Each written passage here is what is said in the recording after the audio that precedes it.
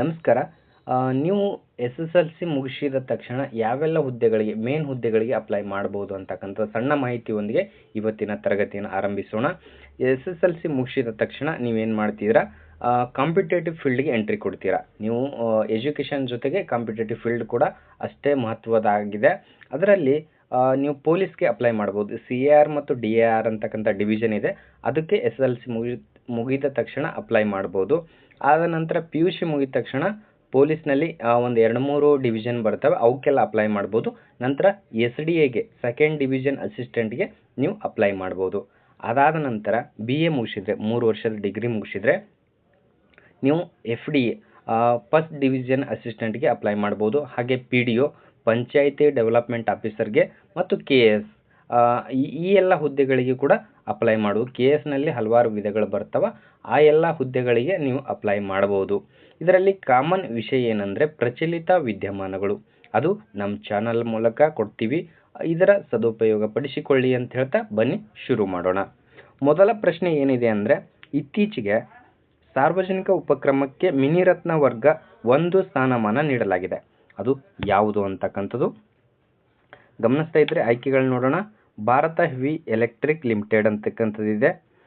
ಎರಡನೇದು Hindustan aeronautics limited ಅಂತಿದೆ. ಮೂರನೇದು ಯಂತ್ರ ಇಂಡಿಯಾ ಲಿಮಿಟೆಡ್ ಅಂತಿದೆ. ನಾಲ್ಕನೇದು ಭಾರತ ಎಲೆಕ್ಟ್ರಾನಿಕ್ಸ್ ಲಿಮಿಟೆಡ್ ಅಂಥೇಳಿ ಆಯ್ಕೆಗಳನ್ನು ಇದೆ. ಇದರಲ್ಲಿ ಇತ್ತೀಚೆಗೆ ಯಾವ ಸಾರ್ವಜನಿಕ ಉಪಕ್ರಮಕ್ಕೆ ಮಿನಿರತ್ನ ವರ್ಗ 1ರಲ್ಲಿ ಸೇರಿಸಲಾಗಿದೆ ಅಥವಾ ಸ್ಥಾನಮಾನ ನೀಡಲಾಗಿದೆ ಅಂತಕ್ಕಂಥದ್ದು ಪ್ರಶ್ನೆ ಇದೆ. ಈ ಒಂದು ಪ್ರಶ್ನೆಗೆ ಸರಿಯಾದ ಉತ್ತರ ನೋಡೋದಾದರೆ ಆಯ್ಕೆ ಸಿ ಸರಿಯಾಗಿರ್ತಕ್ಕಂಥದ್ದು. ಗಮನಿಸ್ತಾ ಇದ್ರೆ ಆಯ್ಕೆ ಸಿ ಸರಿಯಾಗಿರ್ತಕ್ಕಂಥದ್ದು ಯಂತ್ರ ಇಂಡಿಯಾ ಅಥವಾ ಮಷಿನ್ ಇಂಡಿಯಾ ಲಿಮಿಟೆಡ್ ಅಂತೇಳಿ ಕೂಡ ಕರೆಯಲಾಗ್ತದೆ. ಇದು 1997 ಅಕ್ಟೋಬರ್ನಲ್ಲಿ ಇದನ್ನು ಸ್ಥಾಪಿಸಲಾಗ್ತದೆ. ಯಾವುದು ಇದು ಮಿನಿರತ್ನ ವರ್ಗ ಅಂತಕ್ಕಂಥದ್ದು. ಆ ಒಂದು ವರ್ಷದಿಂದ ಪ್ರತಿ ವರ್ಷ ಹಲವಾರು ಕಂಪ್ನಿಗಳಿಗೆ ಈ ಒಂದು ಸ್ಥಾನಮಾನ ಅದರ ಮಾನದಂಡಗಳ ಅನ್ವಯವಾಗಿ ನೀಡ್ತಾ ಬರ್ತಾರೆ. ಇದರಲ್ಲಿ ಮಿನಿರತ್ನ ವಿಭಾಗದಲ್ಲಿ 2 ವರ್ಗಗಳಿದ್ದಾವೆ. ಮಿನಿರತ್ನ ವರ್ಗ 1, ಮಿನಿರತ್ನ ವರ್ಗ 2 ಅಂತಕ್ಕಂಥದ್ದು. 2 ವಿಧದಲ್ಲಿ ಇವುಗಳನ್ನು ವಿಂಗಡಿಸಲಾಗ್ತದೆ. ಮೊದಲನೇದಾಗಿ ಮಿನಿರತ್ನ ಈ ಕಂಪ್ನಿಗಳಿಗೆ ಯಾವ ವಿಧದಲ್ಲಿ ವಿಂಗಡಿಸಲಾಗ್ತದೆ ಅಂತಕ್ಕಂಥ ನೋಡೋದಾದರೆ 3 ರೀತಿಯಲ್ಲಿ ವಿಂಗಡಿಸಲಾಗ್ತದೆ. ಒಂದು ಮಹಾರತ್ನ ವರ್ಗ ಅಂತೇಳಿ. ಮಹಾರತ್ನ ವರ್ಗ ಅಂದರೆ 5,000 ಕೋಟಿಗಿಂತ ಹೆಚ್ಚು ಬಂಡವಾಳವನ್ನು ಹೊಂದಿರತಕ್ಕಂಥ ಕಂಪನಿಗಳಿಗೆ ಮಹಾರತ್ನ ಸ್ಥಾನಮಾನವನ್ನು ನೀಡ್ತಕ್ಕಂಥದ್ದು. ಅದೇ ರೀತಿ ನವರತ್ನ ಅಂದರೆ ಗಮನಿಸ್ತಾ ಇದ್ದೀರಿ, ನವರತ್ನ ಅಂತಕ್ಕಂಥದ್ದು 1,000 ಕೋಟಿಯಷ್ಟು ಬಂಡವಾಳ ಹೊಂದಿದ್ರೆ ಅದರ ಲಾಭಾಂಶ ಆಗಿರ್ಬೋದು, ಅದರ ಖರ್ಚು ವೆಚ್ಚಗಳಾಗಿರ್ಬೋದು, ಒಟ್ಟಾರೆಯಾಗಿ 1,000 ಕೋಟಿಯಷ್ಟು ಬಂಡವಾಳ ಹೊಂದಿದ್ರೆ ಅದನ್ನು ನವರತ್ನ ವರ್ಗ ಅಂತೇಳಿ ವಿಂಗಡಿಸಲಾಗುತ್ತೆ.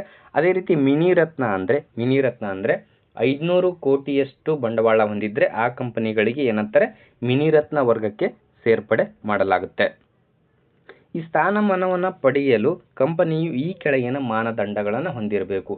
ಯಾವ ಮಾನದಂಡಗಳ ಅನ್ವಯವಾಗಿ ಕಂಪನಿಗಳಿಗೆ ಮಿನಿರತ್ನ ಸ್ಥಾನಮಾನ ನೀಡ್ತಾರ ಅಂತಕ್ಕಂಥದ್ದು ನೋಡೋದಾದರೆ, ಒಂದನೇದು ಕಳೆದ ಸತತ 3 ವರ್ಷಗಳಿಂದ ಲಾಭ ಗಳಿಸ್ತಾ ಇರಬೇಕು. ಆ ಕಂಪನಿ ಏನಿರಬೇಕು, ಸತತವಾಗಿ 3 ವರ್ಷಗಳಿಂದ ಲಾಭದಲ್ಲೇ ಇರಬೇಕು, ಯಾವುದೇ ನಷ್ಟ ಅನುಭವಿಸಿರಬಾರ್ದು, ಲಾಭದಲ್ಲೇ ಇರಬೇಕು ಅಂತಕ್ಕಂಥದ್ದು.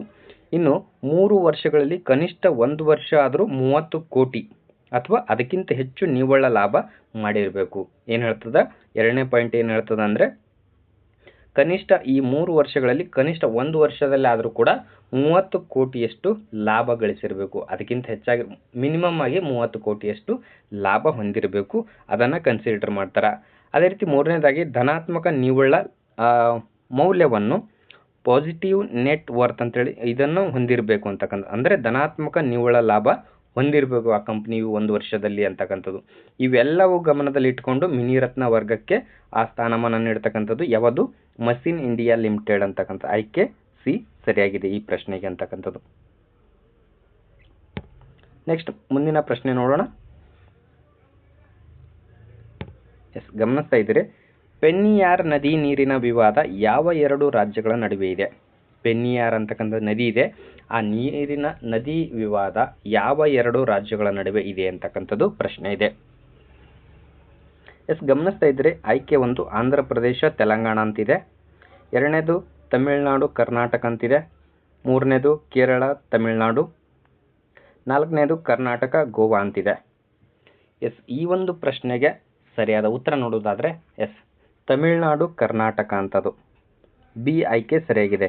ತಮಿಳುನಾಡು ಕರ್ನಾಟಕದ ಮಧ್ಯೆ ಈ ಪೆನ್ನಿಯಾರ ನದಿ ನೀರಿನ ವಿವಾದ ಇದೆ ಅಂತಕ್ಕಂಥದ್ದು. ಅದೇ ರೀತಿ ಕೆಲವೊಂದು ನದಿಗಳ ವಿವಾದಗಳು ರಾಜ್ಯಗಳ ನಡುವೆ ನದಿ ವಿವಾದಗಳದವ, ಅದರ ಮೇಲೆ ಕೂಡ ಪ್ರಶ್ನೆಗಳು ಕೇಳಿದರೆ ಮುಂದೆ ಬರುತ್ತಕ್ಕಂಥ ಒಂದು ಸ್ಪರ್ಧಾತ್ಮಕ ಪರೀಕ್ಷೆಯಲ್ಲಿ ಕೂಡ ಪ್ರಶ್ನೆಗಳು ಕೇಳ್ತಕ್ಕಂಥ ಚಾನ್ಸಸ್ ಈ ಒಂದು ಟಾಪಿಕ್ ಮೇಲೆ ಇದೆ ಅಂತಕ್ಕಂಥದ್ದು. ಅದಕ್ಕೆ ರಿಲೇಟೆಡ್ ಆಗಿ ಕೆಲವೊಂದಿಷ್ಟು ಅಂಶಗಳನ್ನು ನೋಡ್ತಾ ಹೋಗೋಣ ಬನ್ನಿ. ಕಾವೇರಿ ನದಿ ನೀರಿನ ವಿವಾದ. ಕಾವೇರಿ ನದಿ ವಿವಾದ ಯಾವ ರಾಜ್ಯಗಳ ನಡುವೆ ಇದೆ ಅಂತಕ್ಕಂಥದ್ದು ನೋಡೋದಾದರೆ ಕರ್ನಾಟಕ, ತಮಿಳುನಾಡು, ಕೇರಳ, ಪುದುಚೇರಿ ಅಂತಕ್ಕಂಥದ್ದು.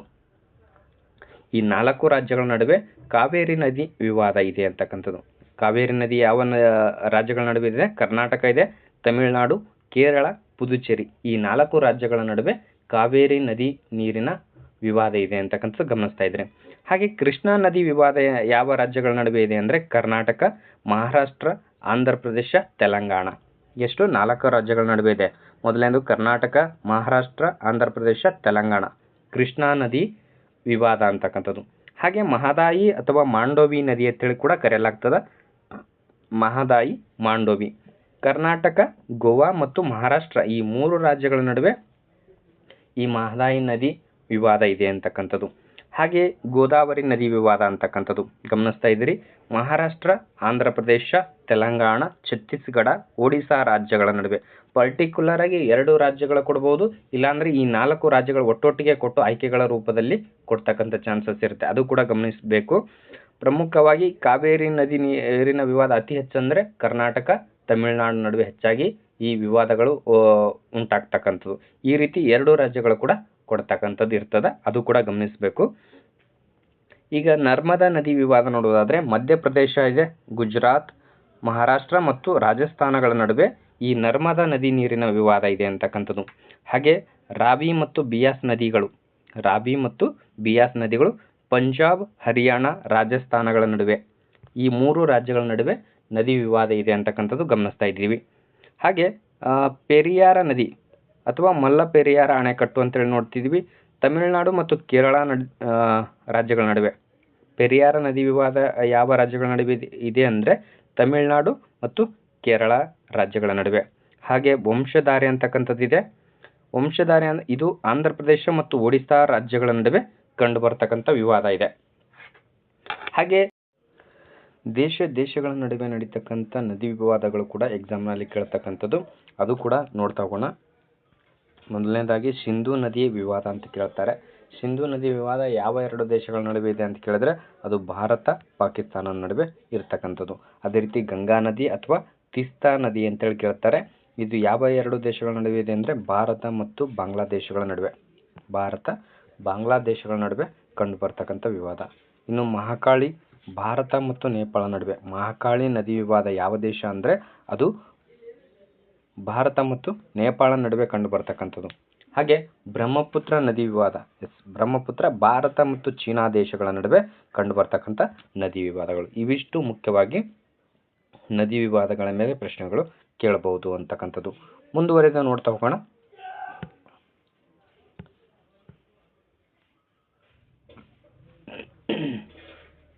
ಹವಾಮಾನ ಬದಲಾವಣೆ ಅಧ್ಯಯನಕ್ಕಾಗಿ ಕ್ಯಾಪ್ರೋಡ್ ಪ್ರಶಸ್ತಿ ಯಾರಿಗೆ ನೀಡಲಾಗಿದೆ? ಹವಾಮಾನ ಬದಲಾವಣೆ ಅಧ್ಯಯನಕ್ಕಾಗಿ ಕ್ರಾಫೋರ್ಡ್ ಪ್ರಶಸ್ತಿ ಯಾರಿಗೆ ನೀಡಲಾಗಿದೆ ಅಂತಕ್ಕಂಥದ್ದು. ರಘುರಾಮ್ ರಾಜನ್ ಅಂತಕ್ಕಂಥದ್ದಿದೆ. ಆಯ್ಕೆಗಳು ನೋಡೋಣ. ರಘುರಾಮ್ ರಾಜನ್, ವೀರಭದ್ರ ರಾಮನಾಥನ್, ಸುಂದರ್ ಪಿಚೈ, ಕೈಲಾಸ ವಾಡಿಯು ಸಿವನ್ ಅಂತಕ್ಕಂಥದ್ದು ಆಯ್ಕೆಗಳಿದ್ದಾವೆ. ಈ ಒಂದು ಪ್ರಶ್ನೆಗೆ ಸರಿಯಾದ ಉತ್ತರ ನೋಡೋದಾದರೆ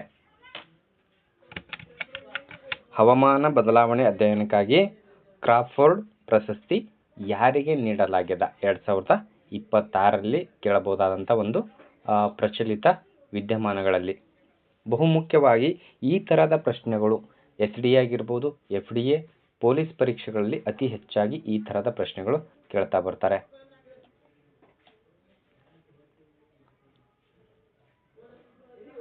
ಈ ಒಂದು ಪ್ರಶ್ನೆಗೆ ಸರಿಯಾದ ಉತ್ತರ ನೋಡ್ತಾ ಬರೋಣ. ಎಸ್, ಆಯ್ಕೆ ಬಿ ಸರಿಯಾಗಿರ್ತಕ್ಕಂಥದ್ದು ವೀರಭದ್ರನ್ ರಾಮನಾಥನ್. ಎಸ್, ಆಯ್ಕೆ ಬಿ ಸರಿಯಾಗಿರ್ತಕ್ಕಂಥದ್ದು. ಹವಾಮಾನ ಬದಲಾವಣೆ ಅಧ್ಯಯನಕ್ಕಾಗಿ ಕ್ರಾಫೋರ್ಡ್ ಪ್ರಶಸ್ತಿ ಯಾರಿಗೆ ನೀಡಲಾಗಿದೆ ಅಂದರೆ ವೀರಭದ್ರನ್ ರಾಮನಾಥನ್ ಅವರಿಗೆ 2026ರ ಈ ಪ್ರಶಸ್ತಿ ನೀಡಿ ಗೌರವಿಸಲಾಗಿದೆ ಅಂತಕ್ಕಂಥದ್ದು. ಇನ್ನು ಮುಂದುವರೆದ ಪ್ರಶ್ನೆ ನೋಡೋಣ. ಏರ್ಪೋರ್ಟ್ ಅಥಾರಿಟಿ ಆಫ್ ಇಂಡಿಯಾ ಮೊದಲ ಮಹಿಳಾ ನಿರ್ದೇಶಕಿ HR ಆಗಿ ಯಾರು ನೇಮಕಗೊಂಡಿದ್ದಾರೆ ಅಂತಕ್ಕಂಥ ಪ್ರಶ್ನೆ ಇದೆ. ಏರ್ಪೋರ್ಟ್ ಅಥಾರಿಟಿ ಆಫ್ ಇಂಡಿಯಾ ಮೊದಲ ಮಹಿಳಾ ನಿರ್ದೇಶಕಿ ಯಾರು? ಆಯ್ಕೆಗಳು ನೋಡೋಣ. ನಿರ್ಮಲಾ ಸೀತಾರಾಮನ್, ನಿವೇದಿತಾ ದುಬೆ, ಋತು ಕರಿದಾಲ್, ಅನುರಾಧಾ ಠಾಕೂರ್ ಅಂತೇಳಿ ಆಯ್ಕೆಗಳಿದ್ದಾವೆ. Yes, airport authority of India. ಈ ಒಂದು ಪ್ರಶ್ನೆಗೆ ಸರಿಯಾದ ಉತ್ತರ ನೋಡೋದಾದ್ರೆ ಎಸ್, ನಿವೇದಿತಾ ದುಬೆ ಅಂತಕ್ಕಂಥವ್ರು. ಆಯ್ಕೆ ಬಿ ಸರಿಯಾಗಿದೆ.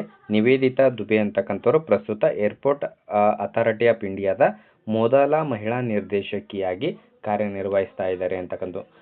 ಯಾವುದೇ ಸಂಘ ಸಂಸ್ಥೆಗಳಿಗೆ ಮೊದಲ ಅಂದರೆ ಅದು ವಿಶೇಷವಾಗಿರ್ತಕ್ಕಂಥ ಒಂದು ಏನು ನ್ಯೂಸ್ ಇರ್ತಲ್ಲ ಅದು ಹೆಚ್ಚಾಗಿ ಪ್ರಶ್ನೆಗಳಾಗಿ ಬರ್ತಕ್ಕಂಥದ್ದು. ಪ್ರತಿ ವರ್ಷ ಏನೇನು ಅಪ್ಡೇಟ್ ಆಗಿರೋದಲ್ಲ ಅದನ್ನೆಲ್ಲವೂ ಕೂಡ ಹೇಳ್ತಾ ಹೋಗ್ತೀವಿ. ಕೊನೆ ತನಕ ವಿಡಿಯೋನ ನೋಡ್ತಾ ಬನ್ನಿ. Yes, airport authority of India ಸ್ಥಾಪನೆ ಆಗಿದ್ದು 1995 ಏಪ್ರಿಲ್ 1ರಂದು ಇದು ಸ್ಥಾಪನೆ ಆಗ್ತದ. AAIನ ವಿಸ್ತೃತ ರೂಪ ಕೇಳ್ತಾ ಹೋಗ್ತಾರೆ, ಏರ್ಪೋರ್ಟ್ ಅಥಾರಿಟಿ ಆಫ್ ಇಂಡಿಯಾ ಅಂತಕ್ಕಂಥದ್ದು. ಕೆಲವೊಂದು ಪರೀಕ್ಷೆಗಳಲ್ಲಿ ವಿಸ್ತೃತ ರೂಪದ ಮೇಲೆ ಕೂಡ ಪ್ರಶ್ನೆಗಳು ಕೇಳ್ತಾ ಹೋಗ್ತಾರೆ. ಪ್ರಸ್ತುತ ಇದರ ಅಧ್ಯಕ್ಷರು ಯಾರಿದ್ದಾರೆ? ಏರ್ಪೋರ್ಟ್ ಅಥಾರಿಟಿ ಆಫ್ ಇಂಡಿಯಾದ ಅಧ್ಯಕ್ಷರು ಯಾರಿದ್ದಾರೆ ಅಂದರೆ ಮಲ್ಲಿಕ್ ಅರ್ಜುನ್ ಪ್ರಸಾದ್ ಅಂತಕ್ಕಂಥವ್ರು 2026 ಪ್ರಸ್ತುತ ಅಧ್ಯಕ್ಷರಾಗಿ ಕಾರ್ಯನಿರ್ವಹಿಸ್ತಾ ಇದ್ದಾರೆ ಅಂತಕ್ಕಂಥದ್ದು ಗಮನಿಸಬಹುದು. ಮುಂದುವರೆದು ಪ್ರಶ್ನೆ ನೋಡೋಣ. 13ನೇ ಭಾರತ ಮತ್ತು ಕಿರ್ಗಿಸ್ತಾನ ಸಂಯುಕ್ತ ಸೈನಿಕ ಅಭ್ಯಾಸ ಖಂಜರ್ 13 ಎಲ್ಲೆಲ್ಲಿ ನಡೆಯಲಿದೆ ಅಂತಕ್ಕಂಥದ್ದು ಅಥವಾ ಯಾವ ಸ್ಥಳದಲ್ಲಿ ನಡೆಯಲಿದೆ ಅಂತಕ್ಕಂಥದ್ದು. ಭಾರತದ ಯಾವ ಒಂದು ಸ್ಥಳದಲ್ಲಿ ಭಾರತ ಮತ್ತು ಕಿರ್ಗಿಸ್ತಾನಗಳ ನಡುವೆ ಖಂಜರ್ 13 ಅಂತಕ್ಕಂಥ ಒಂದು ಸಮರಾಭ್ಯಾಸ ಜರುಗಲಿದೆ ಅಂತಕ್ಕಂಥದ್ದು. ಆಯ್ಕೆಗಳು ನೋಡೋಣ. ಲಡಾಖ್ ಇದೆ, ರಾಜಸ್ಥಾನ, ಅಸ್ಸಾಂ, ಉತ್ತರಾಖಂಡ. ಪ್ರಮುಖವಾಗಿ 13ನೇ ಭಾರತ ಕಿರ್ಗಿಸ್ತಾನ ಸಂಯುಕ್ತ ಸೈನಿಕ ಸಮರಾಭ್ಯಾಸ ಎಲ್ಲಿ ನಡೆಯಲಿದೆ ಅಂದರೆ ಅದು ಅಸ್ಸಾಂನಲ್ಲಿ. ಆಯ್ಕೆ ಸಿ ಸರಿಯಾಗಿರ್ತಕ್ಕಂಥದ್ದು. ಅಸ್ಸಾಂನಲ್ಲಿ 2026ರ ಈ ಒಂದು ಸಮರಾಭ್ಯಾಸ ಜರುಗಲಿದೆ ಅಂತಕ್ಕಂಥದ್ದು ನಾವು ಗಮನಿಸ್ತಾ ಇದ್ದೀವಿ.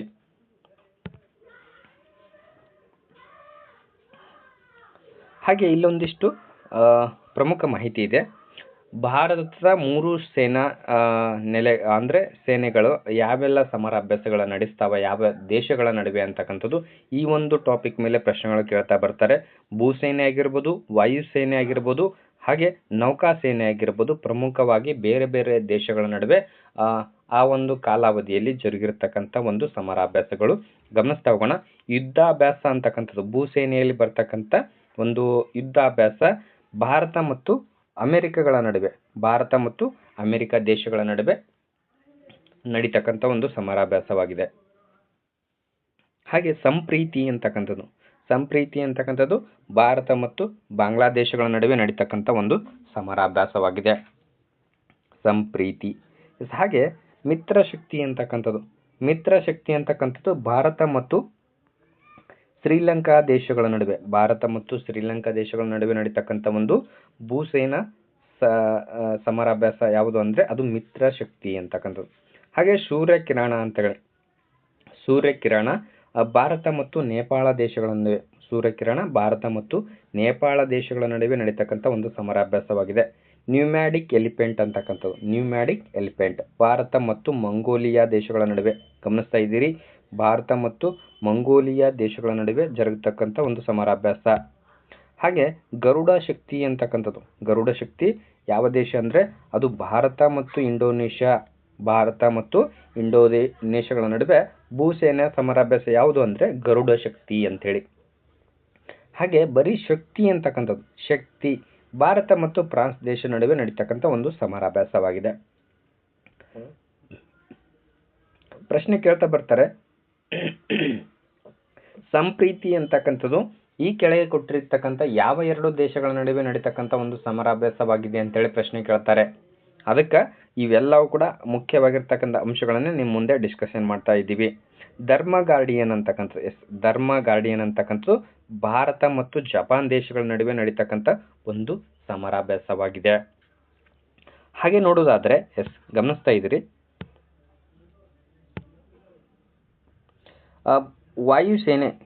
ವಾಯುಸೇನೆ ಜರುಗತಕ್ಕಂಥ ಬೇರೆ ದೇಶಗಳ ನಡುವೆ ವಾಯುಸೇನೆ ಒಂದು ಸಮರಾಭ್ಯಾಸಗಳ ಬಗ್ಗೆ ನೋಡ್ತಾ ಹೋಗೋಣ. ಮೊದಲನೇದಾಗಿ ಗರುಡ ಅಂತಕ್ಕಂಥದ್ದು ಭಾರತ ಮತ್ತು ಫ್ರಾನ್ಸ್ ದೇಶಗಳ ನಡುವೆ ನಡೀತಕ್ಕಂಥ ಒಂದು ಸಮರಾಭ್ಯಾಸವಾಗಿದೆ ಗರುಡ. ಹಾಗೆ ಇಂದ್ರಧನುಷ್ಯ ಅಂತಕ್ಕಂಥದ್ದು ಇದು ಭಾರತ ಬ್ರಿಟನ್ ದೇಶ UK ಅಂತೇಳಿ ಕರಿತೀವಿ. ಭಾರತ ಮತ್ತು ಬ್ರಿಟನ್ ದೇಶಗಳ ನಡುವೆ ಈ ಇಂದ್ರಧನುಷ್ಯ ಅಂತಕ್ಕಂಥದ್ದು ಒಂದು ಸಮರಾಭ್ಯಾಸ ಜರುಗ್ತದ. ಹಾಗೆ ಕೋಪ್ ಇಂಡಿಯಾ ಅಂತಕ್ಕಂಥದ್ದು ಭಾರತ ಮತ್ತು ಅಮೆರಿಕ ದೇಶದ ನಡುವೆ ನಡೀತಕ್ಕಂಥ ಒಂದು ವಾಯುಸೇನಾ ಸಮರಾಭ್ಯಾಸವಾಗಿದೆ. ಏರ್ಫೋರ್ಸ್ ಎಕ್ಸಸರೀಸ್ ಅಂತೇಳಿ ಗಮನಿಸ್ತಾ ಇದ್ದೀವಿ. ಕೋಪ್ ಇಂಡಿಯಾ ಭಾರತ ಮತ್ತು ಅಮೆರಿಕ ದೇಶಗಳ ನಡುವೆ ನಡೀತಕ್ಕಂಥ ಒಂದು ಸಮರಾಭ್ಯಾಸ. ಹಾಗೆ ಡೆಸರ್ಟ್ ಈಗಲ್ ಅಂತೇಳಿ ಭಾರತ ಮತ್ತು UAE ದೇಶಗಳ ನಡುವೆ ನಡೀತಕ್ಕಂಥ ಒಂದು ಸಮರಾಭ್ಯಾಸವಾಗಿದೆ. ಸಿಯಾಮ ಭಾರತ್ ಅಂತಕ್ಕಂಥದ್ದು ಭಾರತ ಮತ್ತು ಥೈಲ್ಯಾಂಡ್ ದೇಶಗಳ ನಡುವೆ ನಡೀತಕ್ಕಂಥ ಒಂದು ಸಮರಾಭ್ಯಾಸವಾಗಿದೆ. ಹಾಗೆ ನೌಕಾಸೇನೆ ಒಂದು ಸಮರಾಭ್ಯಾಸಗಳು ನೋಡೋದಾದ್ರೆ ವರುಣ ಅಂತಕ್ಕಂಥದ್ದು ಗಮನಿಸ್ತಾ ಇದ್ದೀರಿ. ವರುಣ ಅಂತಕ್ಕಂಥದ್ದು ಭಾರತ ಫ್ರಾನ್ಸ್ ದೇಶಗಳ ನಡುವೆ. ಸ್ಲಿನೆಕ್ಸ್ ಅಂತಕ್ಕಂಥದ್ದು ಭಾರತ ಶ್ರೀಲಂಕಾ ನಡುವೆ. ಹಾಗೆ ಇಂದ್ರನೌಕಾ ಭಾರತ ಮತ್ತು ರಷ್ಯಾ ದೇಶಗಳ ನಡುವೆ ಜರುಗತಕ್ಕಂಥ ಒಂದು ಸಮರಾಭ್ಯಾಸ. ಇವೆಲ್ಲವೂ ನೌಕಾ ಸಮರಾಭ್ಯಾಸಗಳಾಗ್ಯಾವ. ಹಾಗೆ ಗಮನಿಸ್ತಾ ಇದ್ರಿ, ಜಿಮೆಕ್ಸ್ ಅಂತಕ್ಕಂಥದ್ದು ಭಾರತ ಜಪಾನ್ ನಡುವೆ ನಡೀತಕ್ಕಂಥ ಒಂದು ಸಮರಾಭ್ಯಾಸ. ಕೊಂಕಣ ಭಾರತ ಮತ್ತು ಬ್ರಿಟನ್ ದೇಶಗಳ ನಡುವೆ ಜರುಗತಕ್ಕಂಥ ಒಂದು ಸಮರಾಭ್ಯಾಸವಾಗಿದೆ. ಹಾಗೆ ಸಿಂಬೆಕ್ಸ್ ಅಂದ್ರೆ ಭಾರತ ಸಿಂಗಾಪುರ್ ದೇಶಗಳ ನಡುವೆ ಜರುಗತಕ್ಕಂಥ ಒಂದು ಸಮರಾಭ್ಯಾಸವಾಗಿದೆ. ಹಾಗೆ ಮಲಬಾರ್ ಅಂತಕ್ಕಂಥದ್ದು ಅದು ಹೆಚ್ಚಾಗಿ ಪ್ರತಿ ಸಲ ಪ್ರಶ್ನೆ ರಿಪೀಟ್ ಆಗಿ ಬರ್ತದೆ. ಮಲಬಾರ್ ಯಾವ ದೇಶ ಅಂದ್ರೆ ಭಾರತ ಮತ್ತು ಅಮೆರಿಕ, ಜಪಾನ್ ಮತ್ತು ಆಸ್ಟ್ರೇಲಿಯಾ ಇವಕ್ಕೆ ಕ್ವಾಡ್ ದೇಶಗಳಂತೇಳಿ ಕರೆಯಲಾಗ್ತದೆ. 4 ದೇಶಗಳಿಗೆ ಏನಂತಾರೆ ಕ್ವಾಡ್ ದೇಶಗಳಂತೇಳಿ ಕರೆಯಲಾಗ್ತದೆ. ಭಾರತ, ಅಮೆರಿಕ, ಜಪಾನ್ ಮತ್ತು ಆಸ್ಟ್ರೇಲಿಯಾ ದೇಶಗಳ ನಡುವೆ ಈ ಮಲಬಾರ್ ಸಮರಾಭ್ಯಾಸ ಜರುಗ್ತದ ಅಂತಕ್ಕಂಥದ್ದು ಗಮನಿಸ್ತಾ ಇದ್ದೀವಿ. ಇವೆಲ್ಲವೂ ಕೂಡ ಪ್ರತಿಯೊಂದು ಸ್ಪರ್ಧಾತ್ಮಕ ಪರೀಕ್ಷೆಯಲ್ಲಿ ಕೇಳ್ತಾ ಬರ್ತಾರೆ. ಪ್ರಶ್ನೆ ಇಂಪಾರ್ಟೆಂಟ್ ಆಗಿರ್ತದೆ. ಆ ಪ್ರಶ್ನೆಯನ್ನು ಗಮನದಲ್ಲಿ ಇಟ್ಟುಕೊಂಡು ತಾಳ್ಮೆಯಿಂದ ನೀವು ಸ್ಟಡಿ ಮಾಡಿದ್ದೆ ಆದರೆ ಎಲ್ಲವೂ ಕೂಡ ಪರೀಕ್ಷೆಯಲ್ಲಿ ನೆನಪಿಗೆ ಬರ್ತದೆ. ಪ್ರತಿಯೊಂದು ಕೂಡ ಇಂಪಾರ್ಟೆಂಟ್ ಆಗಿರ್ತಕ್ಕಂಥದ್ದೇ ನಾವು ನಿಮ್ಮ ಜೊತೆಗೆ ಡಿಸ್ಕಷನ್ ಮಾಡ್ತಾ ಇರ್ತೀವಿ. ಮುಂದುವರೆದು ನೋಡ್ತಾ ಹೋಗೋಣ. 6ನೇ ಪ್ರಶ್ನೆ. ವಿಶ್ವದ ಮೊದಲ ಖಾಸಗಿ ಬಾಹ್ಯಾಕಾಶ ನಿಲ್ದಾಣ ಹೆವನ್ 1 ಯಾವ ದೇಶದ ಅಭಿವೃದ್ಧಿಪಡಿಸಿದೆ? ಗಮನಿಸ್ತಾ ಇದ್ದೀರಿ. ವಿಶ್ವದ ಮೊದಲ ಖಾಸಗಿ ಬಾಹ್ಯಾಕಾಶ ವಿಮಾನ ನಿಲ್ದಾಣ ಹೆವನ್ 1 ಅಂತಕ್ಕಂಥದ್ದು ಯಾವ ದೇಶದಲ್ಲಿ ಅಭಿವೃದ್ಧಿಪಡಿಸಲಾಗುತ್ತಿದೆ? ಚೀನಾ, ರಷ್ಯಾ, ಭಾರತ, ಅಮೆರಿಕ 4 ಆಯ್ಕೆಗಳಿದ್ದಾವೆ. ಈ ಒಂದು ಪ್ರಶ್ನೆಗೆ ವಿಶ್ವದ ಮೊದಲ ಖಾಸಗಿ ಬಾಹ್ಯಾಕಾಶ ನಿಲ್ದಾಣ ಹೆವನ್ 1 ಯಾವ ದೇಶದಲ್ಲಿ ಅಭಿವೃದ್ಧಿಪಡಿಸಲಾಗುತ್ತಿದೆ ಅಂದರೆ ಅದು ಅಮೆರಿಕ ದೇಶ ಅಂತಕ್ಕಂಥದ್ದು. ಆಯ್ಕೆ ಡಿ ಸರಿಯಾಗಿರ್ತಕ್ಕಂಥದ್ದು. ಅಮೆರಿಕ ದೇಶದಲ್ಲಿ ಮೊದಲ ಖಾಸಗಿ ಬಾಹ್ಯಾಕಾಶ ನಿಲ್ದಾಣ ಹೆಸರೇನಂತ ಕೇಳಬಹುದು. ಹೆವನ್ 1 ಅಂತಕ್ಕಂಥದ್ದು ಅದು ಬಾಹ್ಯಾಕಾಶ ನಿಲ್ದಾಣದ ಹೆಸರಾಗಿದೆ. ಯಾವ ದೇಶದಲ್ಲಿ ಅಂದರೆ ಅದು ಅಮೆರಿಕ ದೇಶದಲ್ಲಿ ಅಂತಕ್ಕಂಥದ್ದು ಪ್ರಶ್ನೆಗೆ ಸರಿ ಉತ್ತರ ಆಗಿರುತ್ತೆ. ಮುಂದಿನ ಪ್ರಶ್ನೆ. ಪಂಚಾಯತ್ ಅಡ್ವಾನ್ಸ್ಮೆಂಟ್ ಇಂಡೆಕ್ಸ್ PAI 2.0 ನಲ್ಲಿ ಮೊದಲ ಸ್ಥಾನ ಪಡೆದ ರಾಜ್ಯ ಯಾವುದು? ಗಮನಿಸ್ತಾ ಇದ್ದೀರಿ. ಪಂಚಾಯತ್ ಅಡ್ವಾನ್ಸ್ಮೆಂಟ್ ಇಂಡೆಕ್ಸ್ ಅಂತಕ್ಕಂಥದ್ದು 2026ರಲ್ಲಿ ರಿಲೀಸ್ ಆಗಿರತಕ್ಕಂಥದ್ದು. 2.0 ನಲ್ಲಿ ಮೊದಲ ಸ್ಥಾನ ಪಡೆದ ರಾಜ್ಯ ಯಾವುದು? ಆಯ್ಕೆಗಳು ನೋಡ್ತಾ ಹೋಗೋಣ. ಗುಜರಾತ್ ಇದೆ, ಕೇರಳ ರಾಜ್ಯ ಇದೆ, ತ್ರಿಪುರಾ ರಾಜ್ಯ, ಒಡಿಶಾ ರಾಜ್ಯ. 2026ರ ಪಂಚಾಯತ್ ಅಡ್ವಾನ್ಸ್ಮೆಂಟ್ ಇಂಡೆಕ್ಸ್ನಲ್ಲಿ ಮೊದಲ ಸ್ಥಾನ ಪಡೆದ ರಾಜ್ಯ ಯಾವುದು ಅಂತಕ್ಕಂಥದ್ದು ಸರಿಯಾದ ಉತ್ತರ ನೋಡೋದಾದರೆ ಆಯ್ಕೆ ಸಿ ಸರಿಯಾಗಿರ್ತಕ್ಕಂಥದ್ದು ತ್ರಿಪುರಾ ರಾಜ್ಯ ಅಂತಕ್ಕಂಥ ತ್ರಿಪುರಾ ರಾಜ್ಯ ಮೊದಲ ಸ್ಥಾನದಲ್ಲಿದೆ ಅಂತಕ್ಕಂಥದ್ದು ನಾವು ಗಮನಿಸ್ತಾ ಇದ್ದೀವಿ. ಮುಂದುವರೆದು ನೋಡೋಣ ಮುಂದಿನ ಪ್ರಶ್ನೆ. ತಂತ್ರಜ್ಞಾನ ಮತ್ತು ತಂತ್ರದ ಮೇಲೆ ಆಧಾರಿತ 3ನೇ ಫ್ಯೂಚರ್ ವೇರ್ಫೇರ್ ಕೋರ್ಸ್ ಎಲ್ಲೆಲ್ಲಿ ಆರಂಭಿಸಲಾಗುತ್ತದೆ? ಪುಣೆ. ಆಯ್ಕೆಗಳು ನೋಡ್ತಾ ಇದ್ದೀವಿ. ಪುಣೆ ಇದೆ, ಬೆಂಗಳೂರು, ದೆಹಲಿ, ಹೈದರಾಬಾದ್. ತಂತ್ರಜ್ಞಾನ ಮತ್ತು ತಂತ್ರದ ಮೇಲೆ ಆಧಾರಿತ 3ನೇ ಫ್ಯೂಚರ್ ವಾರ್ಫೇರ್ ಕೋರ್ಸ್ ಅಂತಕ್ಕಂಥದ್ದು ಎಲ್ಲಿ ಪ್ರಾರಂಭಿಸಲಾಗ್ತಾ ಇದೆ? ಇದಕ್ಕೆ ಸರಿಯಾದ ಉತ್ತರ ನೋಡೋದಾದರೆ ಆಯ್ಕೆ ಸಿ ಸರಿಯಾಗಿರ್ತಕ್ಕಂಥದ್ದು ದೆಹಲಿ. ದೆಹಲಿಯಲ್ಲಿ ಇದನ್ನು ಪ್ರಾರಂಭಿಸ್ತಾ ಇದ್ದಾರೆ ಅಂತಕ್ಕಂಥದ್ದು ಆಯ್ಕೆ ಸಿ ಸರಿ ಉತ್ತರ ಆಗಿದೆ. ಮುಂದಿನ ಪ್ರಶ್ನೆ ನೋಡೋಣ. ಭಾರತದ ನವೀಕರಿಸಬಹುದಾದ ಇಂಧನದ ಸಾಮರ್ಥ್ಯಕ್ಕೆ ಅತಿ ದೊಡ್ಡ ಕೊಡುಗೆ ನೀಡಿದ ರಾಜ್ಯ ಯಾವುದು? ನವೀಕರಿಸಬಹುದಾದ ಇಂಧನ ಸಾಮರ್ಥ್ಯಕ್ಕೆ ಅತಿ ಹೆಚ್ಚು ಕೊಡುಗೆ ನೀಡಿರ್ತಕ್ಕಂಥ ರಾಜ್ಯ ಯಾವುದು ಅಂತೇಳಿ ಪ್ರಶ್ನೆ ಇದೆ. ಆಯ್ಕೆಗಳು ನೋಡೋಣ. ರಾಜಸ್ಥಾನ ಇದೆ. ಗಮನಿಸ್ತಾ ಇದ್ದೀರಿ. ರಾಜಸ್ಥಾನ, ಗುಜರಾತ್, ತಮಿಳುನಾಡು, ಮಹಾರಾಷ್ಟ್ರ ಅಂತಕ್ಕಂಥದ್ದು ಆಯ್ಕೆಗಳಿದ್ದಾವೆ. ಭಾರತದ ನವೀಕರಿಸಬಹುದಾದ ಇಂಧನ ಸಾಮರ್ಥ್ಯಕ್ಕೆ ಅತಿ ಹೆಚ್ಚು ಕೊಡುಗೆ ನೀಡಿರ್ತಕ್ಕಂಥ ಭಾರತದ ರಾಜ್ಯ ಯಾವುದು ಅಂತೇಳಿ ಪ್ರಶ್ನೆ ಇದೆ. ಸರಿಯಾದ ಉತ್ತರ ನೋಡೋದಾದ್ರೆ ಆಯ್ಕೆ ಬಿ ಸರಿಯಾಗಿರ್ತಕ್ಕಂಥದ್ದು ಗುಜರಾತ್ ಅಂತಕ್ಕಂಥದ್ದು. ಗುಜರಾತ್ ಏನು ಮಾಡ್ತದ? ಅತಿ ಹೆಚ್ಚು ನವೀಕರಿಸಬಹುದಾದ ಇಂಧನ ಸಾಮರ್ಥ್ಯಕ್ಕೆ ತನ್ನದೇ ಆದ ಕೊಡುಗೆ ನೀಡಿರ್ತಕ್ಕಂಥ ರಾಜ್ಯಗಳ ಪಟ್ಟಿಯಲ್ಲಿ ಮೊದಲ ಸ್ಥಾನ ಪಡೆದುಕೊಂಡಿದೆ ಅಂತೇಳಿ ಹೇಳ್ಬೋದು. ಹಾಗೆ ಮುಂದುವರೆದು ಮುಂದಿನ ಪ್ರಶ್ನೆ ನೋಡೋಣ. ಭಾರತದಲ್ಲಿ ಮೊದಲ ಬಾರಿಗೆ ಹೈಡ್ರೋಜನ್ ಚಾಲಿತ ಬಸ್ಸುಗಳನ್ನು ಎಲ್ಲೆಲ್ಲಿ ಪ್ರಾರಂಭಿಸಲಾಗ್ತಾ ಇದೆ? ಹೈಡ್ರೋಜನ್ ಚಾಲಿತ ಬಸ್ಗಳು ಭಾರತದಲ್ಲಿ ಎಲ್ಲೆಲ್ಲಿ ಪ್ರಾರಂಭ ಮಾಡ್ತಾ ಇದ್ದಾರೆ ಅಂತಕ್ಕಂಥದ್ದು ಪ್ರಶ್ನೆಗಳಿದ್ದಾವೆ. ಗಮನಿಸ್ತಾ ಇದ್ದೀವಿ. ದೆಹಲಿ ಇದೆ, ಮುಂಬೈ, ಕೊಚ್ಚಿ, ಚೆನ್ನೈ ಅಂತಕ್ಕಂಥದ್ದು. ಯಾವ ರಾಜ್ಯದಲ್ಲಿ ಹೈಡ್ರೋಜನ್ ಚಾಲಿತ ಬಸ್ಸುಗಳು ಪ್ರಾರಂಭಿಸಲು ಉದ್ದೇಶಿಸಲಾಗಿದೆ ಅಥವಾ ಪ್ರಾರಂಭಿಸಲಾಗ್ತಾ ಇದೆ ಅಂತಕ್ಕಂಥದ್ದು ಪ್ರಶ್ನೆ ಇದೆ. ಈ ಒಂದು ಪ್ರಶ್ನೆಗೆ ಸರಿಯಾದ ಉತ್ತರ ನೋಡೋದಾದರೆ ಆಯ್ಕೆ ಸಿ ಕೊಚ್ಚಿ ಅಂತಕ್ಕಂಥದ್ದು. ಕೊಚ್ಚಿಯಲ್ಲಿ ಮೊದಲ ಬಾರಿಗೆ ಹೈಡ್ರೋಜನ್ ಚಾಲಿತ ಬಸ್ಸುಗಳು ಪ್ರಾರಂಭಿಸಲಾಗ್ತಾ ಇದೆ ಅಂತಕ್ಕಂಥದ್ದು ಮುಖ್ಯ ಮಾಹಿತಿಯಾಗಿರುತ್ತೆ. ಆತ್ಮೀಯ ಸ್ಪರ್ಧಾ ಮಿತ್ರರೇ, ಇಲ್ಲಿವರೆಗೆ ಪ್ರಮುಖವಾಗಿ 5ನೇ ತಾರೀಕಿನ ಪ್ರಮುಖ ಪ್ರಚಲಿತ ವಿದ್ಯಮಾನಗಳು ನೋಡಿದ್ದೀವಿ. ಹೀಗೆ ನಮ್ಮ ಚಾನಲ್ನಲ್ಲಿ ಪ್ರತಿದಿನ ಅಪ್ಡೇಟ್ ಮಾಡ್ತಾ ಹೋಗ್ತೀವಿ. ನಿಮ್ಮ ಪರೀಕ್ಷೆಗೆ ಒಳ್ಳೆ ತಯಾರಿ ನಡೆಸಿ ಅಂತ ಹೇಳ್ತಾ ಕೊನೆ ತನಕ ನೋಡಿದ್ದಕ್ಕೆ ತಮ್ಮೆಲ್ಲರಿಗೂ ಧನ್ಯವಾದಗಳು.